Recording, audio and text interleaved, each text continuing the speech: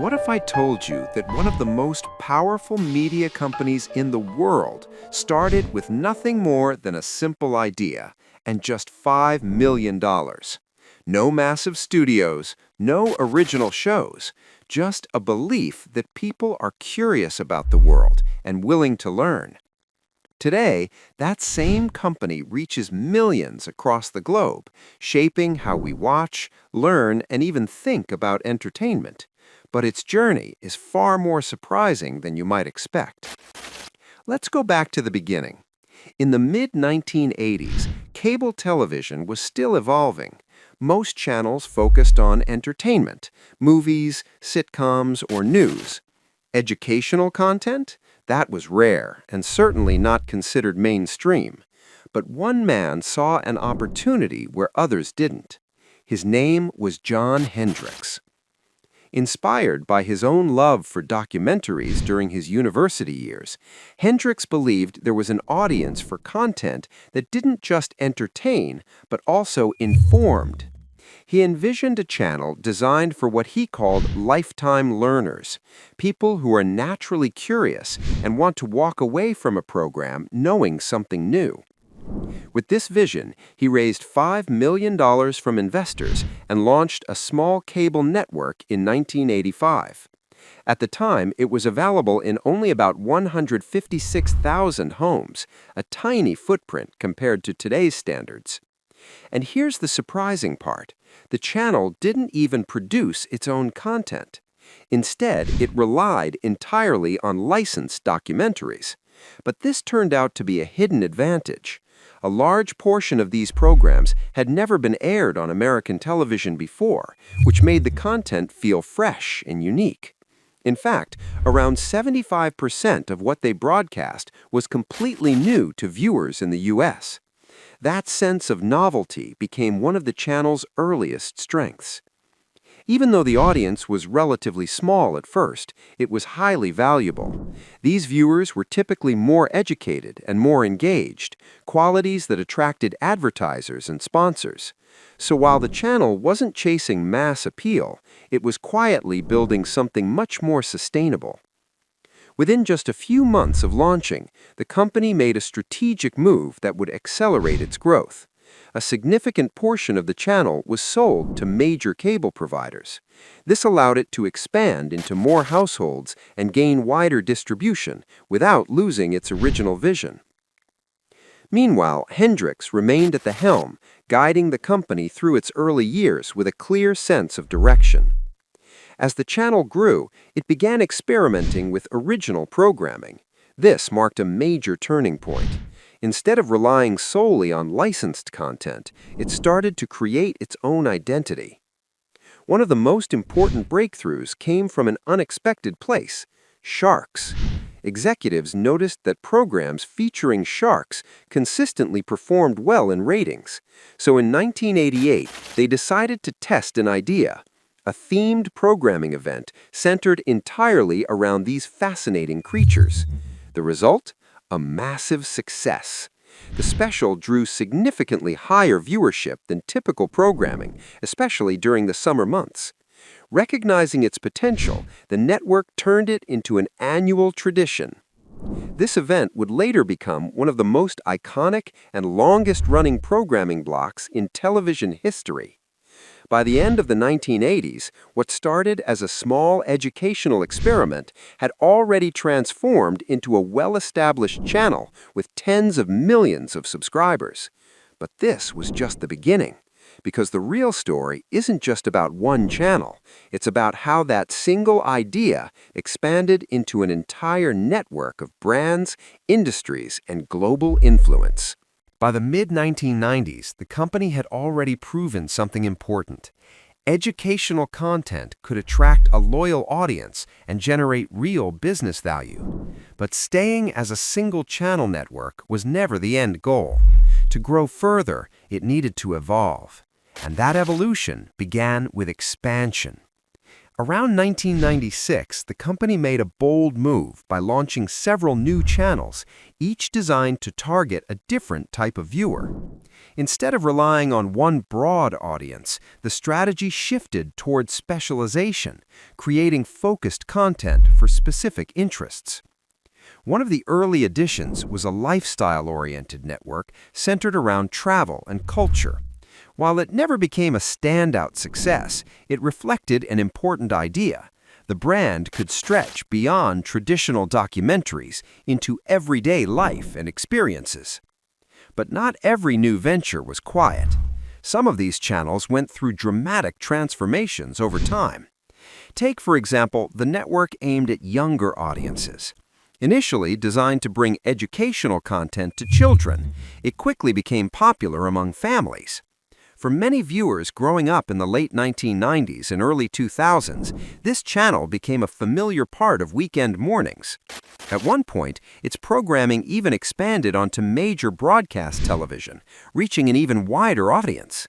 But the real shift came when a major toy company stepped in, investing heavily and reshaping the network's direction. Suddenly, the focus wasn't just education, it was also entertainment tied to popular brands and products. The channel was rebranded, redesigned, and eventually evolved again into something entirely different. Over time, it became less about pure learning and more about a blend of storytelling, animation, and family-friendly entertainment. This pattern, launch, adapt, and reinvent, became a defining characteristic of the company's growth. Another channel introduced during this expansion focused on science and technology. It catered to viewers who wanted deeper, more technical insights into how the world works. Over time, it refined its identity and built a loyal audience interested in innovation, engineering, and discovery in its purest form. Then there was a history-focused network that went through multiple reinventions. It started with a broad educational theme, later partnered with a major media organization, and eventually transformed into a channel centered on true crime storytelling. This shift might seem surprising, but it reflected a larger trend in television. Audiences were increasingly drawn to real-life mysteries and investigative narratives, and the company adapted accordingly. Around the same period, another major development took place. A health-focused network was launched. Initially dedicated to medical and wellness programming, it later became part of a joint venture with one of the most influential figures in media. This partnership led to a complete rebranding and a new direction, focusing more on personal stories, inspiration, and lifestyle content. By this point, the company had built a diverse portfolio of channels, each serving a different audience segment. But here's what makes this expansion especially interesting. It wasn't always linear. Some channels thrived, others faded away. Many were rebranded multiple times. But through all these changes, the company continued learning, refining its strategy with each iteration. And that strategy was becoming clear. Don't rely on a single identity. Build a network of identities. This approach allowed the company to reach viewers across age groups, interests, and lifestyles, something that a single channel could never achieve on its own. However, even with all these new networks, there was still a limit to how much they could grow organically. So, naturally, the next step was to look beyond what they could build and start acquiring what already existed. Because sometimes the fastest way to grow isn't to create something new, it's to take something established and make it your own. By the time the company had expanded its lineup of channels, it was no longer just experimenting, it was scaling. But there was a limit to how fast new channels alone could drive growth. So the strategy evolved once again. Instead of building everything from scratch, the company began acquiring existing networks, some of which would dramatically reshape its identity. One of the earliest and most important moves came in the early 1990s when it acquired a network originally focused on educational programming. At the time, the fit seemed perfect. Both brands shared a similar mission: to inform, educate, and inspire. For a while, that alignment worked. But as television trends shifted, so did the content. Gradually, the network began moving away from traditional educational shows and toward a more entertainment-driven format. Reality-based programming started to take center stage, blending information with drama, storytelling, and emotional appeal. This shift proved to be incredibly successful. It attracted a broader audience and significantly boosted ratings. However, it also marked a turning point in the company's overall identity. The focus was no longer purely on education. It was now about engagement. And engagement, it turned out, was powerful. Not long after, the company partnered with an international broadcaster to launch a network dedicated entirely to animals and wildlife. This channel quickly gained popularity, thanks in large part to charismatic personalities and unforgettable shows that brought viewers closer to nature. For many people, it became one of the most recognizable brands in the entire portfolio. But the biggest transformation was still ahead. In 2017, the company made a move that would redefine its scale almost overnight. It completed a massive acquisition worth around $14 billion, bringing in a collection of highly popular lifestyle networks. These weren't niche channels. They were household names, covering topics like home design, cooking, travel, and do-it-yourself projects. Unlike the company's earlier networks, which often leaned toward science or education, these channels focused on everyday life, and that difference mattered because it opened the door to an entirely new audience, especially viewers who were more interested in lifestyle content than traditional documentaries. Suddenly, the company wasn't just appealing to curious learners, it was reaching people looking for inspiration, entertainment, and practical ideas for their daily lives. This acquisition also helped balance its audience demographics. Previously, much of its content had skewed toward a specific type of viewer. Now, it had a much broader and more diverse audience base. From a business perspective, this was a game changer.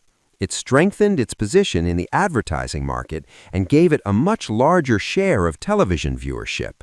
In fact, at one point, it controlled a significant portion of ad-supported cable television in the United States. But growth at this scale came with trade-offs. Managing such a large portfolio of networks required constant adjustments, rebranding, restructuring, and sometimes even letting go of underperforming ideas. And beyond that, there was a bigger challenge looming on the horizon. Cable television itself was beginning to change. Viewers were slowly shifting toward digital platforms, streaming services, and on-demand content. Traditional TV, once the foundation of the company's success, was no longer as dominant as it had been. By this point, the company had built an empire within cable television. Multiple channels, massive acquisitions, and a diverse audience. On paper, everything looked strong. But there was one problem. The world was changing. Cable TV, once the backbone of the business, was slowly losing its dominance. Viewers were beginning to shift toward digital platforms, streaming services, and more personalized content experiences. And the company knew that if it wanted to stay relevant, it couldn't rely on television alone. So it started exploring new directions, some logical and others surprisingly unconventional. One of the earliest attempts to expand beyond media came in the form of retail stores. Inspired by the success of other entertainment brands, the company launched a chain of mall-based stores designed to bring its brand into the physical world. These stores sold educational toys, science kits, books, and branded merchandise, essentially turning the viewing experience into something tangible. At first, the concept made sense. The stores aligned perfectly with the brand's identity, offering products that encouraged curiosity and learning. Expansion happened quickly, with dozens of locations opening across the country. But there was a flaw in the strategy. Retail is a completely different business. As e-commerce began to grow, maintaining physical stores became increasingly expensive. Foot traffic in malls declined, and online shopping offered a more convenient alternative. Eventually, the stores started losing significant amounts of money each year. Faced with these realities, leadership made a decisive move: shut them all down. In hindsight, it was a smart decision. It allowed the company to cut losses and refocus on areas with stronger long-term potential. But retail wasn't the only experiment. The company also made a push into sports. Over time, it began acquiring stakes in major sports broadcasting networks, particularly in international markets. This opened the door to broadcasting live events, something very different from its traditional pre-recorded programming. Sports offered a unique advantage: real-time viewership. Unlike most TV content, live sports still attracted large audiences who preferred watching events as they happened. Recognizing this, the company invested heavily in broadcasting rights, especially in areas like golf. These deals were expensive, but they positioned the company in a space that remained highly valuable, even as other parts of television declined. Still, the most significant and arguably most risky move came in the early 2020s, a merger that would reshape everything. In 2022, the company completed a massive deal with a major media conglomerate, bringing together two very different types of content under one umbrella. On one side, you had a powerhouse of films, scripted series, and iconic franchises. On the other, a leader in unscripted, lifestyle, and documentary-style programming. It was a bold vision. The idea was to create a media giant capable of competing in the streaming era, combining premium storytelling with high-volume, cost-effective content. But the scale of the deal was enormous. It involved tens of billions of dollars, significant debt, and the challenge of integrating two complex organizations. Leadership believed that by combining resources, they could cut costs, expand their reach, and build a stronger position in the global market. At the center of this strategy was streaming.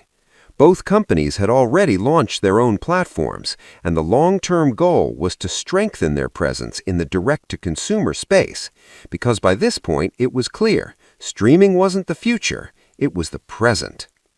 However, not everything went according to plan. Managing such a large and diverse portfolio proved to be difficult.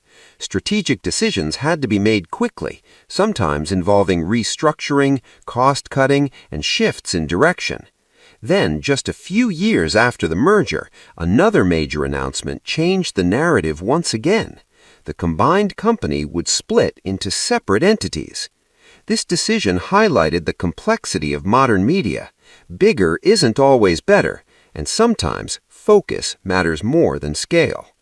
Now, the company finds itself at a crossroads. It still holds a powerful collection of brands, a global audience, and decades of experience, but it also faces new challenges: declining cable viewership, intense competition in streaming, and the pressure of managing large financial commitments. So what does the future look like? That depends on how well it can adapt. If it successfully navigates the shift toward digital platforms, leverages its diverse content library, and continues evolving with audience preferences, it could remain a major force for years to come. But if it struggles to keep up with the pace of change, even a giant like this could feel the pressure. And that's what makes this story so fascinating. It's not just about how a $5 million idea became a global powerhouse. It's about what happens next. Because in the world of media, success isn't just about growth. It's about staying relevant. And that's a challenge no company can ever fully escape.